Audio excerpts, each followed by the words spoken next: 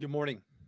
Happy Monday. I'm coming to you trying to kind of grasp what I want to say. And it's obviously this is not going to be an easy conversation for me because it's something that, we've tried really, really hard. We've worked really, really hard as a team to, make a change and to stop some of the things that are happening in the state, to prevent, you know, certain things from going into effect. And we worked really, really hard, and there's been a lot of time that we've dedicated this. We've been part of this process every step of the way, and that's from obviously the beginning. When we're writing, testimony, when we're submitting testimony, when we're showing up to testify, being inside the building. So we've done our part, and so for that we have to celebrate what we did as a as gun owners, right? As we didn't have the infrastructure in place, we started to develop the infrastructure, and we learned about ourselves, and we got better at what we're trying to do. And we did score some victories. And so I don't want to be totally Debbie Downer today, but it's a tough conversation to have with you. And I just had a really important conversation with somebody I respect. And at this point, we just have to kind of accept our fate. And our fate is there's nothing that we can do to stop what's happening. And so that's kind of where I'm at today. Is I wanted to, hey, how are you guys? Thanks for tuning in. I don't want to have this conversation. I really don't. Because it's hard. It's hard to admit that and give people hope, like I've given people hope for so many, because I've had hope myself, right? I've had hope that, you know, us as a collective would come together and would be enough. And in reality, it's not. And so that's kind of where we're at today. So this conversation, basically the gist of it is we do not have the power to stop them from not walking out. And so there's probably a good chance they're not going to walk out. And so basically everything is going to just go. This freight train is going to continue to go forward. There's no way to stop it. And this is kind of where we're at. And it's really disheartening. I know it's not something you guys want to hear, but I will always be honest with you. And I don't want to give you false hopes. I just want you to I want to be real. And I want you guys to understand where we're at. And so part of where we're at is there's really nothing more we can do. And basically the only thing we can do is fight in court. We're getting really good at fighting in court, which costs money, but that's really all we have. And so it's frustrating. And I don't know what else to tell you guys. I feel like we tried. Yeah. If we can remember that long, that's the problem. Is it's almost like a bluff, and I'll highlight this. I'll highlight this comment right here because I appreciate the sentiment, but I feel at this point is, and I'm not saying this is a generalization, right? It's not everybody's perception of what's happening up there inside the building, but there's some that are not going to walk out because they feel that they are relatively safe, either because of the district they're in, or they know that we're going to forget 18 months from now because that's when they're going to be up for reelection. So that's kind of the thing. That's kind of where we need to prepare ourselves. Is it's going to be a long 18 months, and what does that 18 months look like? And so in reality, this thing's going to go. It's going to go through its dog and pony show. I guess one of the things that we did score a victory is the fact that it's literally less than a week until the session dies, and it's just now getting to a place where it's going to be passed. So I guess part of it, we should be celebrating the fact that we stuck sticks in the spokes every step of the way. So I guess in that regard, it's a victory, but at the end of the day, it's still going to become law. And so there's really not much we can do. And so we have to prepare ourselves. So what does preparing ourselves look like? And so, part of us is knowing that, no matter what happens, this thing goes into effect. Not a single life is going to be saved. You're going to be put under a microscope. You're going to have to hold yourself to a higher standard than criminals. This is what this looks like. This does not look like gun safety. This does not look like public safety. This looks like gun owner safety. And what that does is it means it's harder for you to do what you do and celebrate the freedoms that you enjoy today. And so at the end of the day, this can be challenged in court, if this thing goes into effect. So there's no win here. And so part of this, we should lick our wounds and understand that we fought a good fight and we were part of this process. We learned a lot. Like some of you guys learn how to manipulate the OLIS system. You guys learn how to contact we've learned from this. So I don't want to point this as totally a negative thing for us, even though it is, but there's things that we can take from this. And we've grown as people and as gun owners and as a group, so in that regard, I feel like we've put ourselves in a better position than we were a year ago. And so, that's where I need to say, hey, we did a good job and we did everything that we could within reason. And we fought a good fight and we learned about this process. We built a network together. We built friendships together. We built people that we can count on. So in that regard, it was a resounding success. And so I always want to take the good out of the bad, right? So the bad is this thing's going to get put on law. That's the bad. And so there's nothing that we can do to stop it. And it is what it is. I mean, obviously I'll have an update, a final update tonight, which I'll either share tonight or I'll share tomorrow when it comes to what does it look like? I mean, we need 21 people to walk. Are we going to get 21? I'll know more. I'll know more tonight, but in reality, it's not, we're not going to get 21 to walk.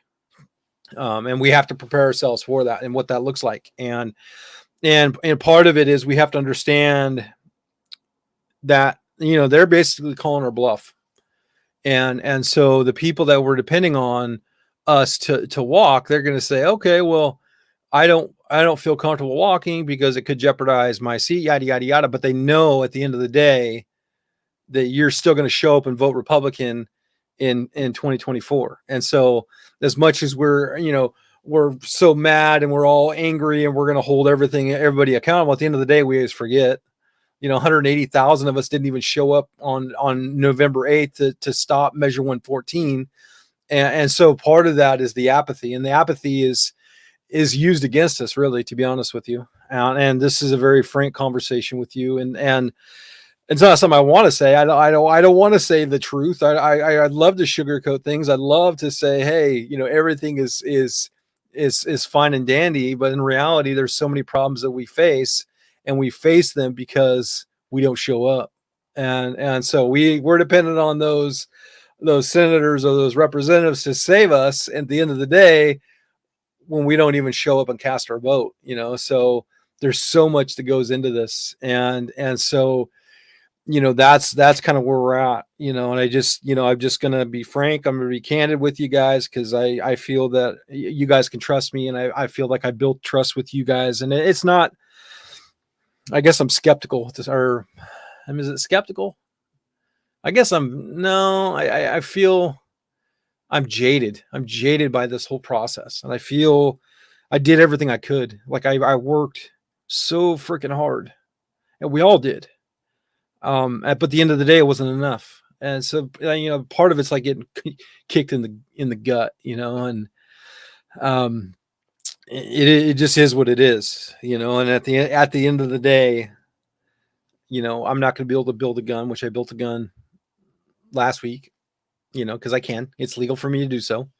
And I modified just to make it better for what I'm doing for my purposes. And there's so many people just like me, and so, that's where I'm at is we're not the problem. We are the silent majority because we go to work, we do what's expected of us. We go in above and beyond. Right. And at the end of the day, we're the ones that are always left holding the bag. and none of this stuff. And then what they're going to do is they're going to send all this stuff out starting tomorrow. We'll see it from Lift Every Voice, the Gun Owners for Responsible Safety, whatever that garbage group is they're going to start celebrating this. And so, that's where we're at. And that's gonna be hard, and we're gonna have to suck that up, and we're gonna have to internalize that, and we're gonna have to put those logs that are going to be and that coal that's going to be so hard for us to see and stomach, we're going to put inside, and we're going to have to use that for fuel to come back. And like the phoenix that rose from the ashes, that's what we have to do as gun owners, and understand that this is not a short-term fight. This is a long-term fight. This is a generational fight. And so this is just another skirmish in the war.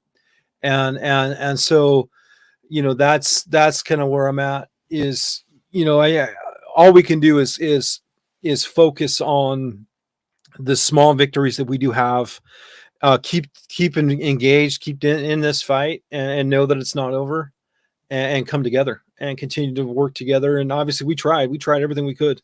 I mean, I don't know how many of you guys sent emails this weekend trying to be that voice of reason for yourself and your neighbors, just to have it. It doesn't resonate, I guess. I don't know what resonates. And so hi Larry. I hope all's well with you.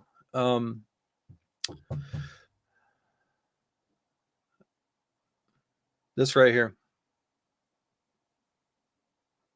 It's not enough. It doesn't matter what I do or how many miles I put it, how many hours, it wasn't enough. And so I think that's the hardest part. Because I know there's people that are counting on me. I was counting myself. Obviously I do this stuff because it's important to me. I want to continue to do what I do, and all I can do is show people the way and help them be better at what we're doing, so we can stop this stuff. And so that's the part. And in that regard, I was a success, but at what cost? So I'm not going to get too emotional. I just need you to know where we're at. Where we're at is most likely we're not going to get the 21 that we need. And so they're going to have quorum tomorrow, and they're going to continue this process. I guess our only hope is if there's any kind of procedural stuff that can be done to slow it down, because Sunday, now I'm getting, conflicting stories and reports. And so now I'm hearing that they could bring this back in a special session. So everything that I was told from the beginning of this, that like in a special session, they can only deal with the budget. So now I'm telling you stuff that I have from firsthand information that's not 100% correct. So nobody knows. And that's the hardest part, because all I wanted, I'm no good if I can give you part of the information. Like, what's the point of having all this information if it's not correct? And it gives you guys hope. It gets you guys riled. It gets you engaged. And at the end of the day, we're not even the right area code. It's just, oh my gosh, it's so frustrating. And so, that's kind of where we're at. Oh, for sure. Jeff, 100%. Jeff right here. Absolutely. I think you're 100% correct. And so, we have to understand is how do we fix that? How do we fix that? We get involved, right? I had a talk with my friend today, and maybe it's my step that I step into that role and take on the machine and get inside the building. I have a lot to talk to my family about and figure out what that looks like. But maybe that's a move. I don't know. I don't want to, because I have more important things that I got to do, like work on with the stuff with the kids. But at the end of the day, the only way we make this change is if we, what I've always said is we have to get uncomfortable, right? We have to get out of our comfort zone. Part of that is putting it all on the line and say, hey, I'm going to sign on the dotted line, put me in, coach, and then run against these people. And I identify a couple people that are in kind of the same boat as I am. And so, that's kind of where we're at. I don't know what that looks like. And it's too early to talk about, but I just if I can empower others to say, hey, if he can do it, I can do it too. And then, if we can turn like 1 to 2 to 10 to 20 to 30, then, maybe we're going to be a better spot next time where we won't be in this position. Everything's a numbers game, and that's what we've tried to do is we have to count our roosters and count our hens and figure out, what's going to be a winning formula. And in this situation, we don't have a winning formula because the numbers just don't add up. And so, that's all we can do, really. So, it's just, we just have to get understand that if this thing goes into effect, our law abiding hobby that we all do it's going to be demonized and it's going to be criminalized. So, just be aware of that. You are going to be a criminal, and I'm accepting that fate. I'm accepting the fact that what I do is going to be a misdemeanor. I'm okay with that, because at the end of the day, there's 27 words that I live my life by, and it doesn't say anything about a ghost gun. It doesn't say anything about registering my firearm. It doesn't say any of that, right? So, and that's part of this process. You have to understand, there's lawful action, and then there's responsible action. Okay, they are putting us in a position, and this is up for conversation, by the way. Okay, it's whether you guys can understand my rationale here. Okay, so we're talking about lawful behavior, and then we're talking about a responsible behavior. They have literally made up so many requirements and so many laws that it's impossible for us to now be lawful. Okay, it's impossible. Okay, so now the next step is we cannot be lawful, so we have to be responsible. And so that means obviously proper storage of the guns, we're not on our person to protect our kids, all that stuff, right? So that's the responsible part. So we can, and so that means this imaginary line that they put in society when we're talking about preemption, right, is the fact that, we're going to take that upon ourselves to have the gun in that situation to defend ourselves and our families and the people around us, right? So that's part of being responsible as opposed to being lawful, right? It's our responsibility to defend ourselves and our families, not the government's, not law enforcement. And so that's kind of where we're at, and they put us in this position. They've painted us into this box, and because they know that we're going to obey the law, and we all try to be law abiding. I get it, but when there's so many laws, like, how many laws can we follow? There's 22,000 already on the books, and so, and there's going to be that next one that's going to save all these lives, right? It's the next one. So 2005 is going to save all these lives, but we know that's not, right? It's just a further restriction and infringement on us. And so we have to look ourselves in the mirror and understand what we're going to do potentially could be lawful or unlawful, right? Because of this new legislation. And are we okay with that? And so I can't answer that question for you. I can only answer the question for myself and what I do every day and for my own personal opinion. Okay. And so I'm still having this inner debate with myself. Like, what does that look like? So if this thing goes into effect, what does that look like for me? How am I going to operate? If Measure 114 goes into effect, what am I going to do? How am I going to continue to be able to defend myself and my family and the people I care about? And try to be as lawful as I can. And obviously we're talking about lawful, they said, 10 or less, right? But in the fine print of Measure 114, it says any magazine with a detachable base plate is illegal. So, as much as I'm trying to be law abiding with 10 rounds, any like a 6-round magazine, by definition of their own words, I'm committing a crime, Class A misdemeanor. And so, that's kind of where I'm at. Is these are the conversations you need to have with you and your wife, your husband, your loved ones. What does this look like for you, and going forward into the next step of this? And so that's kind of, I'm answering these questions for myself. It's not a really, comfortable conversation that I want to have with myself, but I think, that's kind of where I'm at. And there's the thing. Eric, let's talk about this real quick. I want this to be very clear. Okay. There's nothing in this law that says anything about grandfathering in. Okay. So they've learned from other states about grandfathering, like they grandfather up in Washington. Okay. That didn't give them the desired effect because there's still these 30 round magazines out in society because they're grandfathered in. And so what they're trying to do is they're trying to go extra extreme with us and actually criminalize this behavior. And so that's where I don't want you guys to have any illusions here. None of this stuff is going to be grandfathered in. Okay. Your options would be to go to an FFL to have it serialized. You're going to have some serial number. That way they can track it. It's illegal for you to transport it from your house to the gun store, right? Or the FFL or SOT to do that engraving.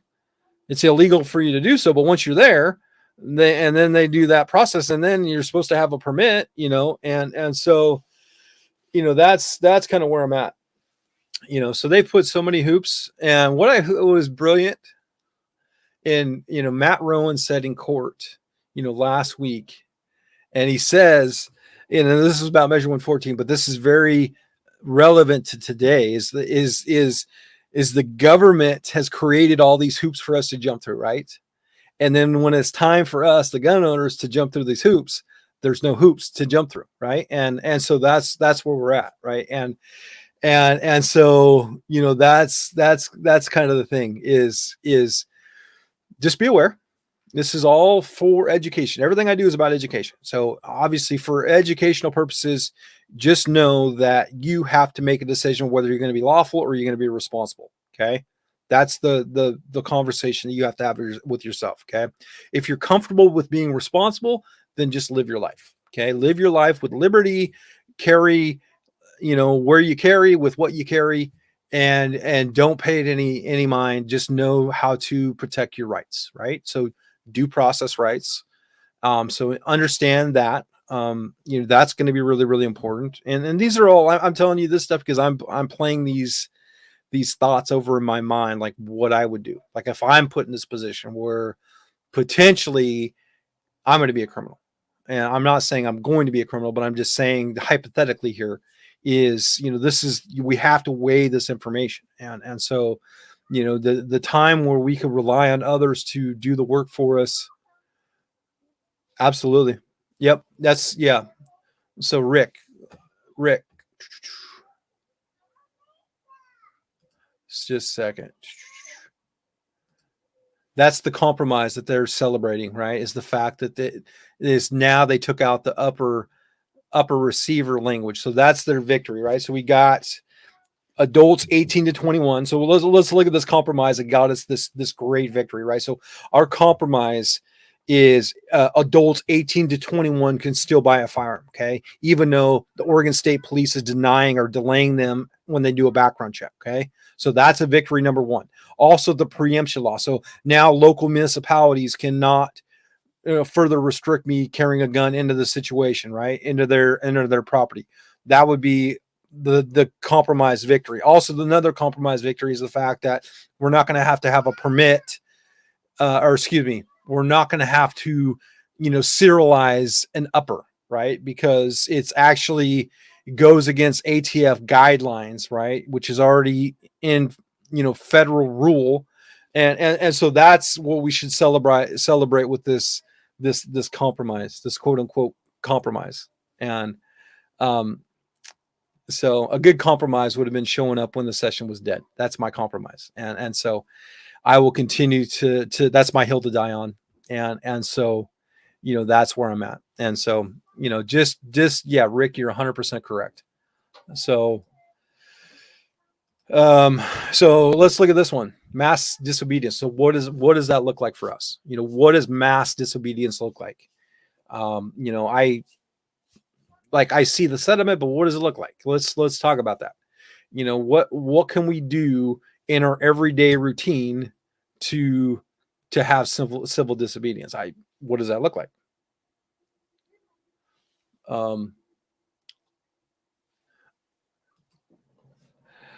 This right here, the $1 million comment. This is not the end. Okay. They are not happy. Because they didn't get the 3-day rule like they were going for. They wanted to have a 3-day wait on after you got approval from the Oregon State Police after you waited 2 weeks for your 4473 form. That's what they really wanted. They didn't get that, so I'm sure they'll be back next year for that'd be their next cause they're going to go after. So this this is like, Christian, you get it. This is how this stuff works. Is obviously they're going to celebrate, the ghost gun, because the ghost guns are so scary for them because they just don't know what they are. And then they're gonna plot, and then they're gonna come back, and then they're also going to they're gonna add everything back together. We're gonna do this whole dog and pony show again. So that's where we're at. 100%, Christian. Great comment. Thank you. Yes. Only SOTs. Not every FFL can do that. Okay. It has to be an SOT, which is a class 7 manufacturer. And, not every FFL is set up that way. And so some are. And so ones that do laser engraving, they would be the ones that would be able to do that. And so, that's kind of the thing there. No. So we're talking about 2005. So that's the quote unquote ghost gun. Yeah. So yeah, most it is what it is. And so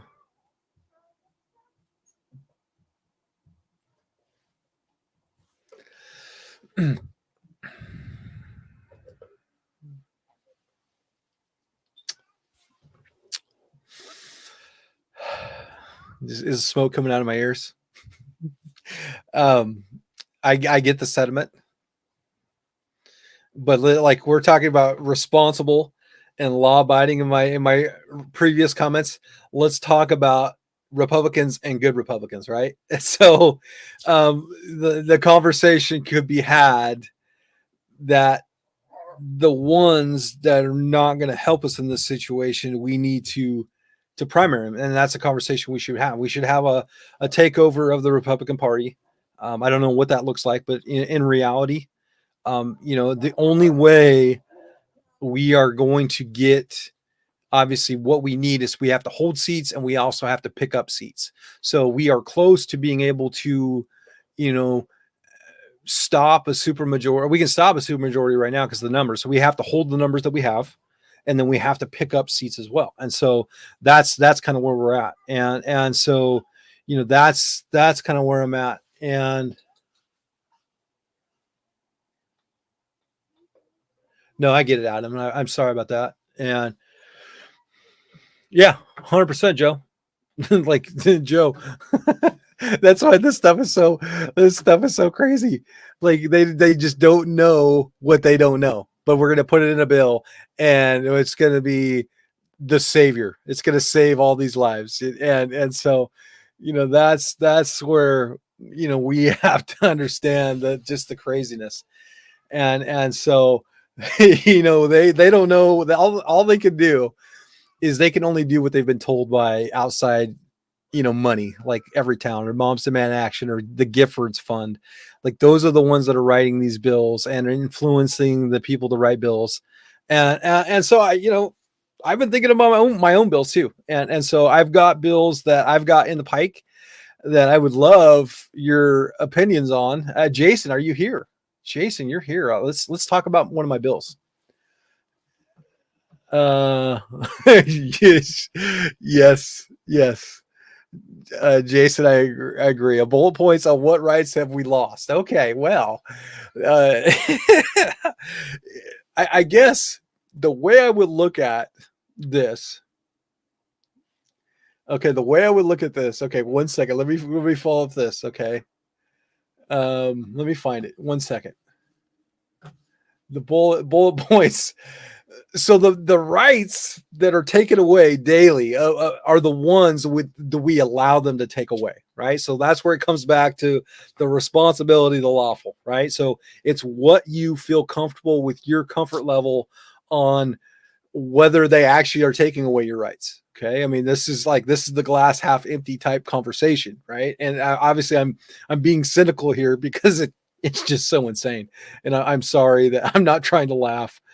It's just I'm laughing so I don't cry. It's really, really that thing, and so yeah, we can't.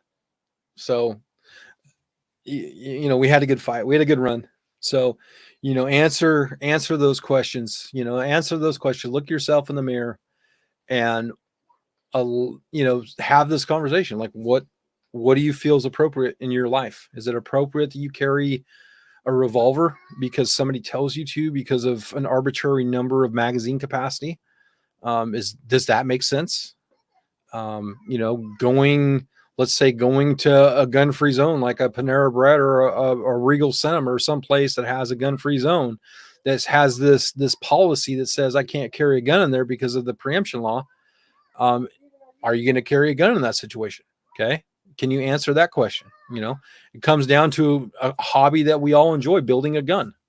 You built it for a reason. You built it. You obviously put together an 80%er because you can legally under federal law. It's legal for you to do so. And yeah, you're exercising that right.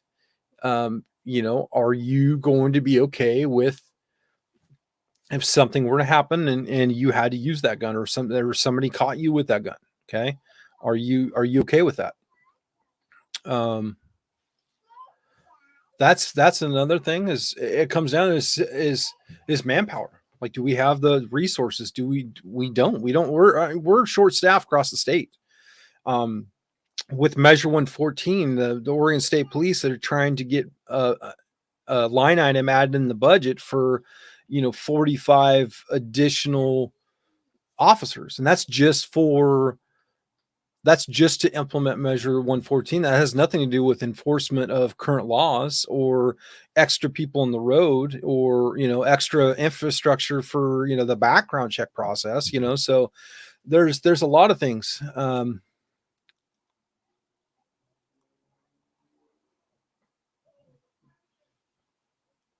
Wow, dude.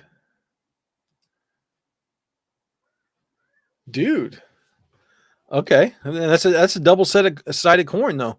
If you're gonna and let's send me that clip, and we will cut it, and we will use that as our promotional video. Here is this is our I'm playing it safe. I'm playing very PC here, but and so that's what's really really important here is let's use their words against them. If they're going to come out full on hard against us. Probably shouldn't use that term. I didn't mean it like that. No ruling yet. Brandon, no ruling yet. We're still waiting on that. Could be a couple weeks. Okay. Well, that's another thing we have to be conscious of, though, with this one right here is they have that new law that this one will go, they're going to push this one too. And that talks about the paramilitary. So, they're considering us a militia, even though we're exercising free speech. So that I'd be really, really careful there. Because they're just looking to make example of people. That's all they can do is they need these people to be their token fall guys or gals. That's what they need. And so, that's kind of where we're at, and so just be really, really careful. And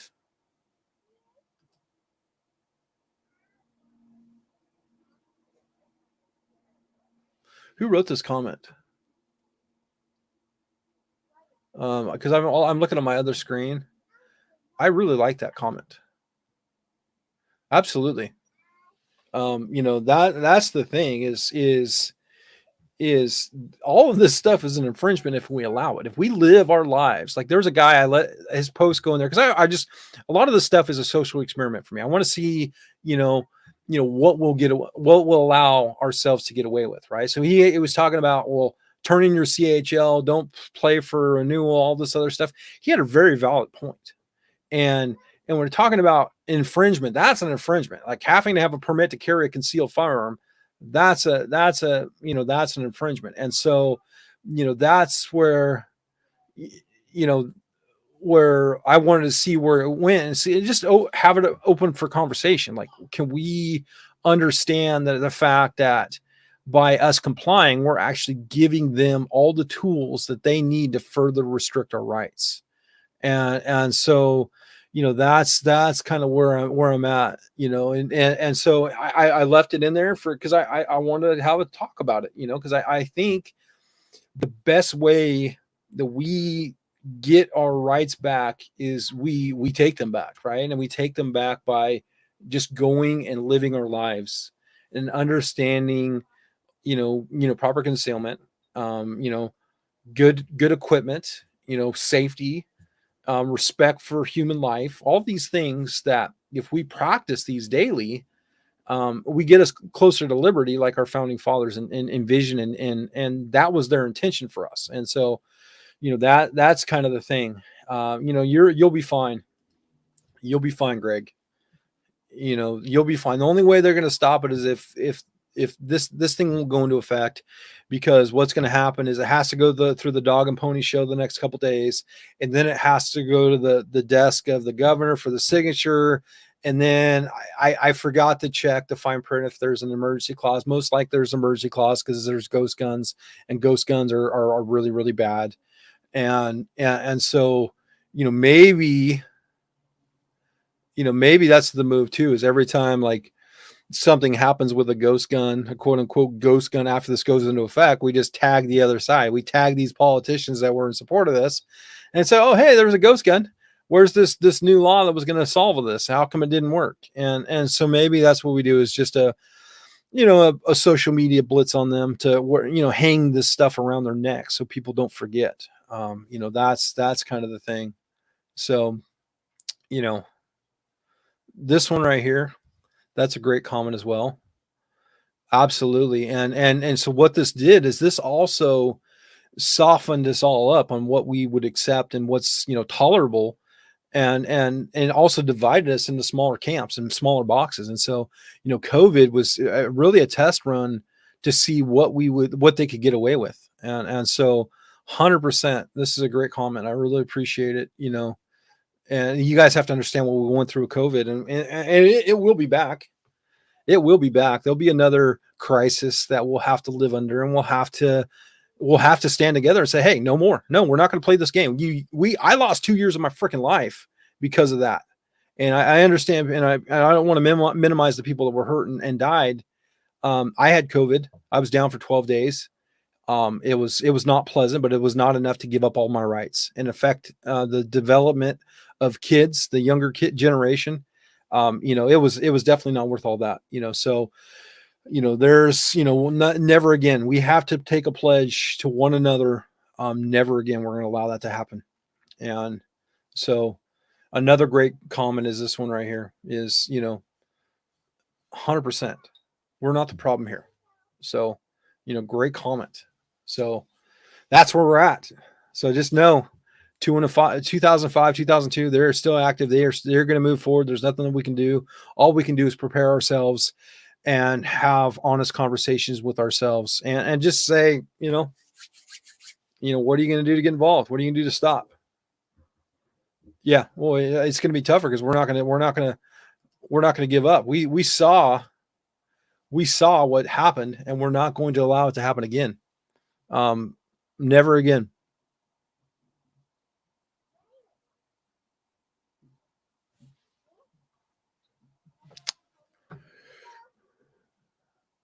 Candy, 100%.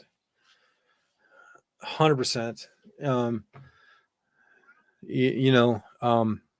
You get it, Candy, because you're active. You're active in the fight, and you understand, what's at stake. And I have to look at Olis, Greg.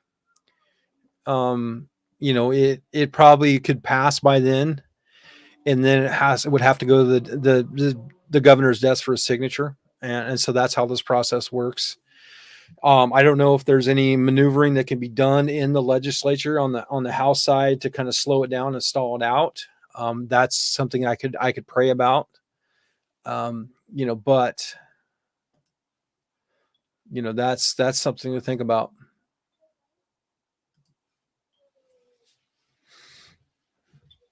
I think there's a lot of valid here. There's a lot of validity here. So I don't know what to say to that one, to be honest with you. I have my own personal thoughts. Um, and I don't think it'd be fair to drive bus um, over people. Obviously, I'm trying to be diplomatic here, even though I have my own personal thoughts. You guys can see it. You guys can see. You guys can make up your own decisions. I'm not going to tell you how to think here. I have my own views of things, and so and in you know, for the education stuff that I try to do, obviously my personal opinion is involved there. When this situation where I'm talking about, burning bridges and burning buildings down, like I'm gonna be careful with my thoughts and keep my personal opinions to myself, because like at the end of the day, the network that we've built, the information and the people that we build together, I don't feel that it does the movement that we built here any good to toss, gas on the fire, you know, and so that's the thing. Um, so that's where I'm not gonna comment, um, even though I would love to. I hope that makes sense. So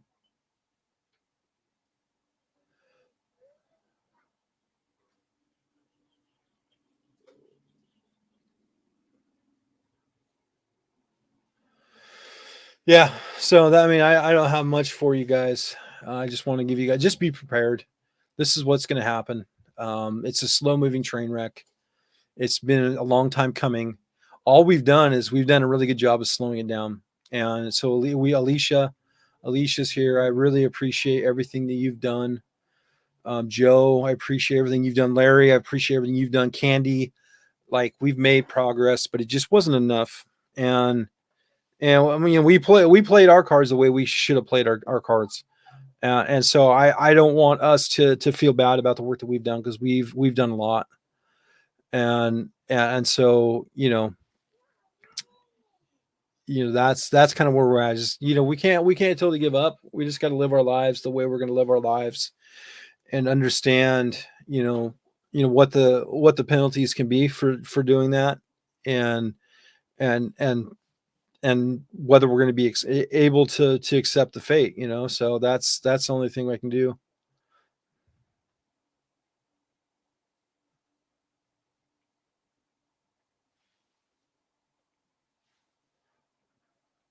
um I hope this all makes sense. And it was I didn't know what to say.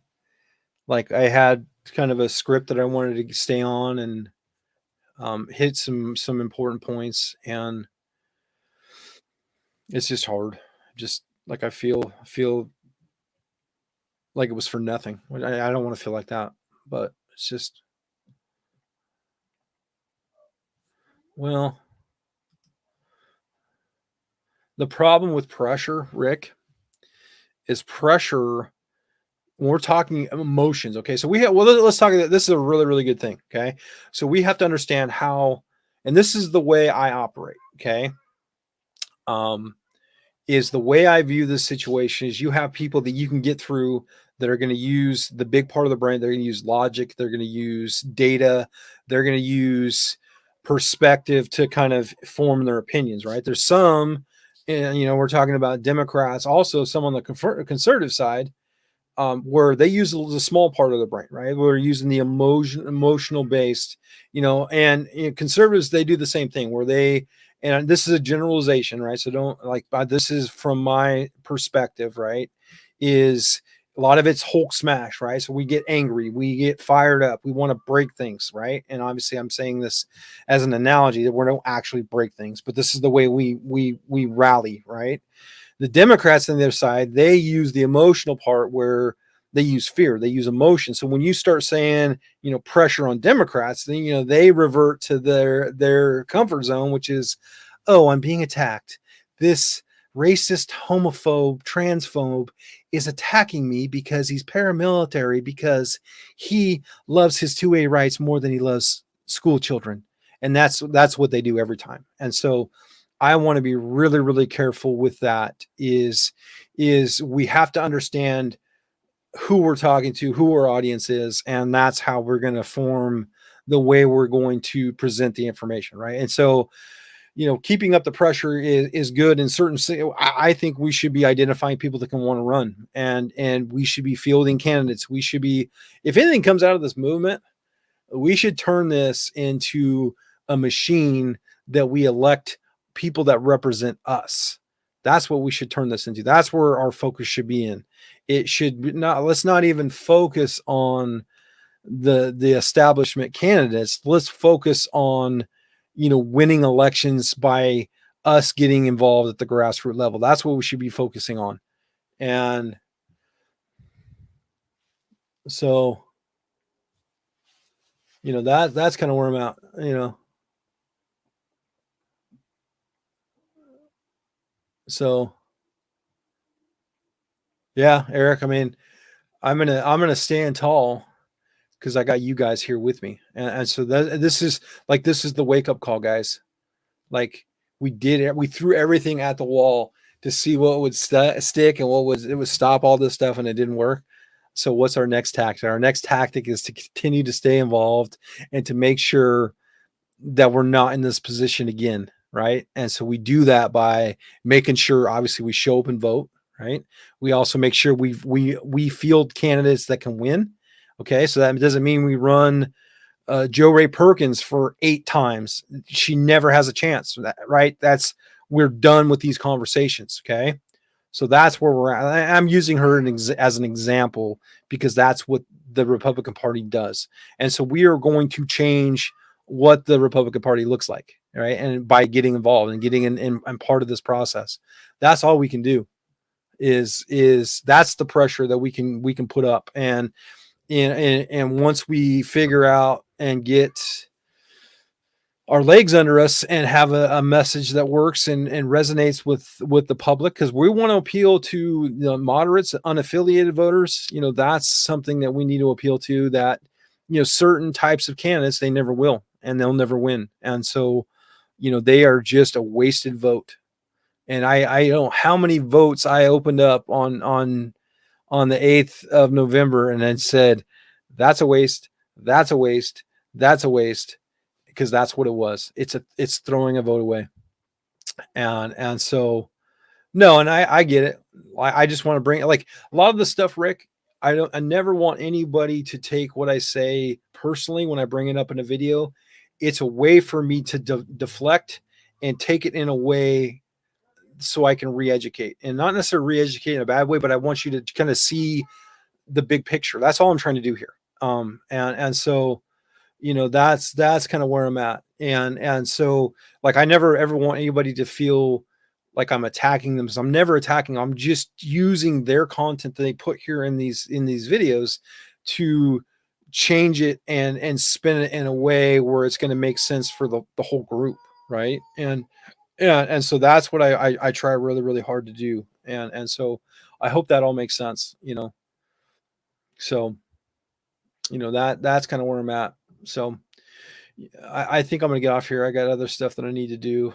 But I wanted to kind of touch base with you guys and kind of give you an update on where we're at.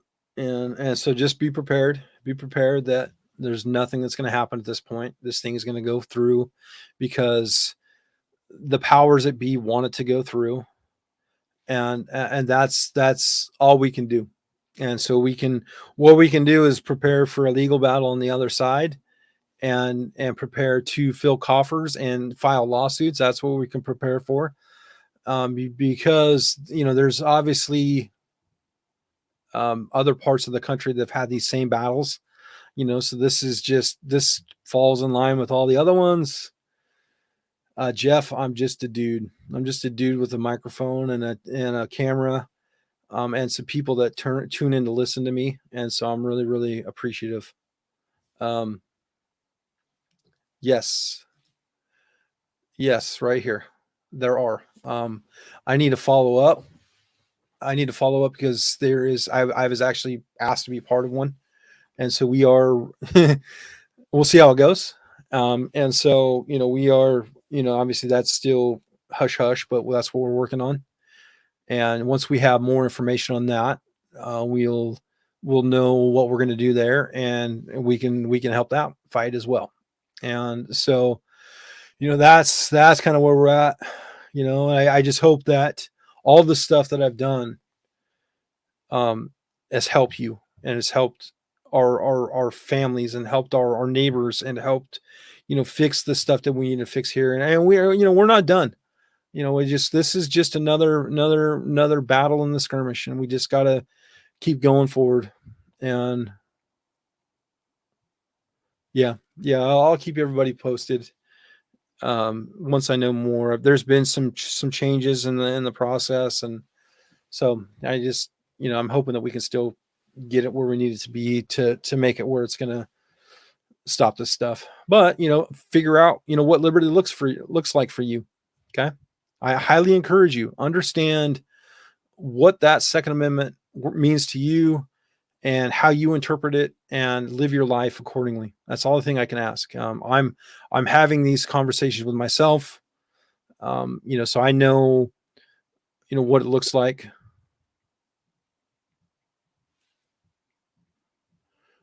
Well, yeah, they can use their. The one thing is that's not an OFF suit in September.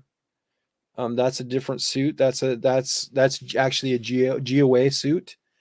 And so that's completely separate from Oregon Firearms Federation. Oregon Firearms Federation is the one in federal court. But yeah, they definitely need our help. So if you can send them a couple bucks today or this week, that'd be great, because their bill last week was I don't know, it's not my place to say, but it was hefty. So Jonathan, I appreciate you, and just be here with me, right? So figure out what you can do in your lane, right? Your lane where you're at, maybe run for city council, right? Protect your city council, run for your school board, protect your school board. That's how you can help me, right? That's how we're going to do something. And if we can start winning these seats and protecting the most critical parts of our state, from the city council to the school boards to the county commissioner position, all the way to the legislature, that's how we're going to make this change. That's the only way. And it's when good people get off the sidelines and get involved. That's how we do it. So I'd love for this to figure out a way to be a catalyst where we can use this platform as a way to continue to help rebuild the state. That's the goal. So other than that, wow, it's almost been an hour. I get caught up in these comments, and so don't you dare, Larry. Don't you dare. Don't you dare. I'm not running for governor. I I ran for the school board one time, and I lost there because they already had their person picked out. It was a fill-in position. So it was somebody had retired or somebody got sick, and so they had a vacancy. So I put my name in the hat just to protect my local school board. But that's something that we can all do. So I recommend that. So all right, live your life like your forefathers wanted you to. So that's all I can say. So you guys have a great day. I will talk to you soon. If anything changes, I will let you know. I will know more tonight about what's happening up there, about tomorrow when I was going to go up there. But after my conversation, I'm not going to waste my fuel to go up there to have it be a waste of my time. And it would be me just taking a selfie on the steps, because that's all it would be, because it would have no substance behind it. So I'm going to save my fuel. So I got more important stuff. Candace, will you stop? I'm not running for governor. So whose attitude? Well, yeah, you got to change, dude. That's all, dude. All you got to look at yourself, man. We got to change from once you change that man in the mirror, you can change. I was that man in the mirror. I remember my first speech. I had a pistol grip shotgun strapped over my shoulder, and I was on the Capitol steps, and I was yelling at the crowd saying, "Shall not be infringed." And that was in 2014. And I realized only 10 people clapped out of 500. And I realized that my messaging was off the mark. And so I had to change. I had to make a change. And now here I am. So, that's kind of the thing. Yeah. So I've come a long way, and you can do it too. You just got to put in the work. That's all I can say. Everything we can do is put in the work. You put in the work to better yourself. You're going to be a better representative or senator or whatever you choose to be, or a better representation of Oregon gun owners. So that's the thing. So, all right, I'm out of here. You guys have a great day, and I will keep you posted if I hear anything new. Thank you guys.